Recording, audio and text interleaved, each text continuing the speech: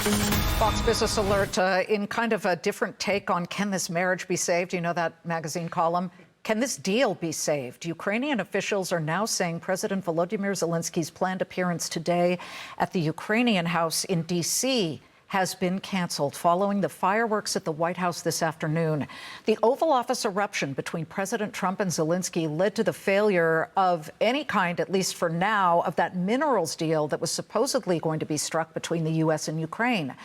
There was already some skepticism swirling around President Trump's plan. Here's Nikkei Asia.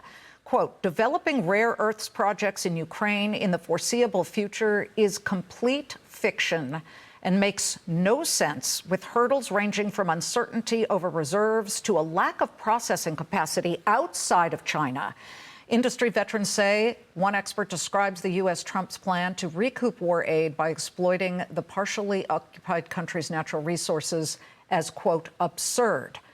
What is going on here, and can the deal be saved? Joining me now in a Fox Business exclusive, Critical Metals CEO Tony Sage, who deals with the mining and refining of rare earth metals, is joining us live from Washington. Companies listed on the NASDAQ. Wow, Tony, you were there in D.C. and suddenly the train jumped off the rails. We were ready for champagne corks.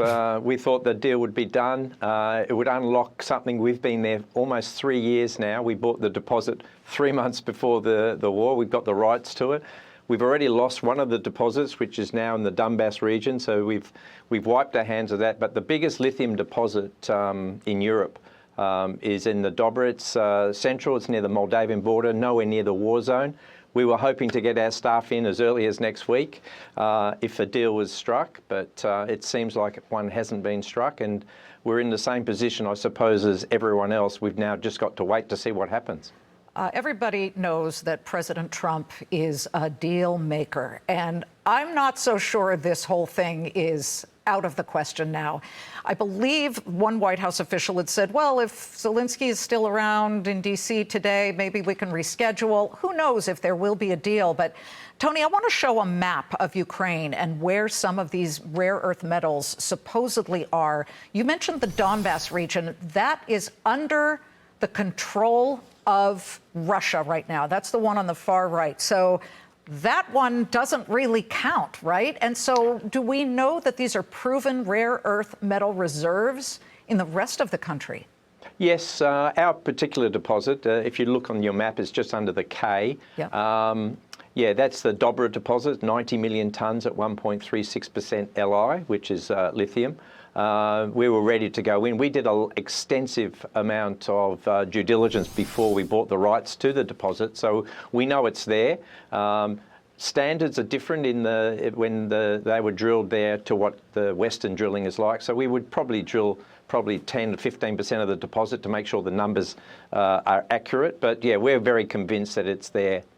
Why do you think that in the Nikkei, you saw that Nikkei report? Yes.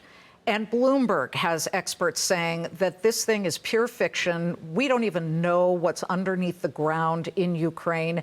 Does Ukraine have rare earth metals, a big enough amount, certainly, that could equal some monetization for both countries? No, I think some of those reports are correct. The rare earth metals are there. It depends what you count. I mean, lithium, they've got a hell of a lot of magnesium, they've got a hell of a lot of iron ore. They're not rare earth metals. But yeah, there are pockets of rare earths, but they're untested. So the reports are, I suppose, accurate.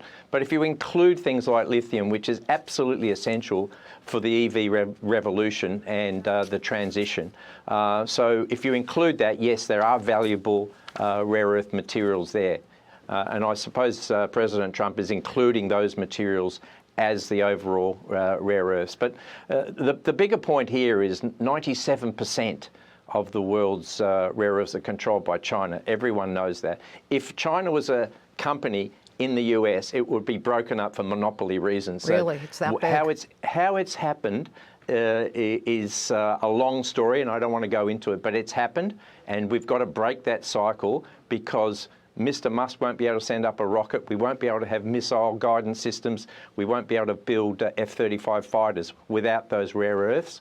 And at the moment, China controls 97%. That's what the focus should be on, and that's what critical metals is all about with our massive deposit in Greenland. But we won't talk about that right now. Okay, it's one thing to mine for rare earths, but to refine it and actually make it usable is a very dirty process.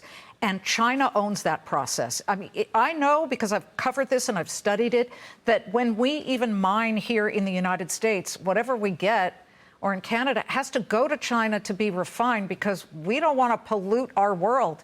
Where are we in cleaning up and scrubbing the process of refining rare earths so that we can mine them and refine them here in the United States? Very good question. So what's happened over 30 or 40 years, you were absolutely 100% correct. It was a dirty industry.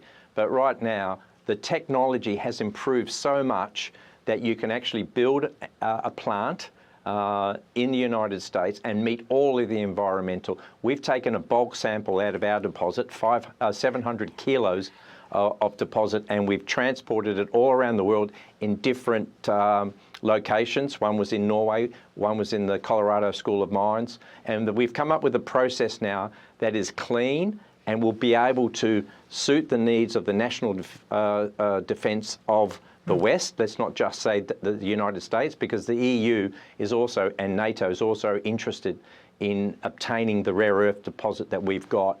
That's why I'm actually on the Hill in the last 2 days, trying to get support for our particular project. It's outside of the Ukraine, it's in Greenland, but Greenland is also a huge focus at the moment for the world.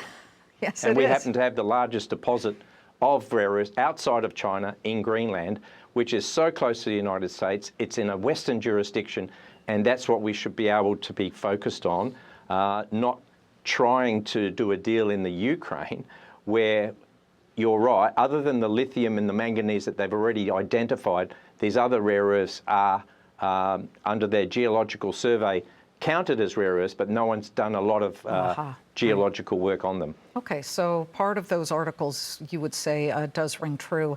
Tony, correct. This is fascinating. You will have a lot of things to talk about when you're meeting with people on the Hill if you stay. One yes or no question. Can this deal between the U.S. and Ukraine be saved? Yes. Oh, look at that. A guest who did answer with yes or no. Tony, great to see you. Please come back. Thanks so much.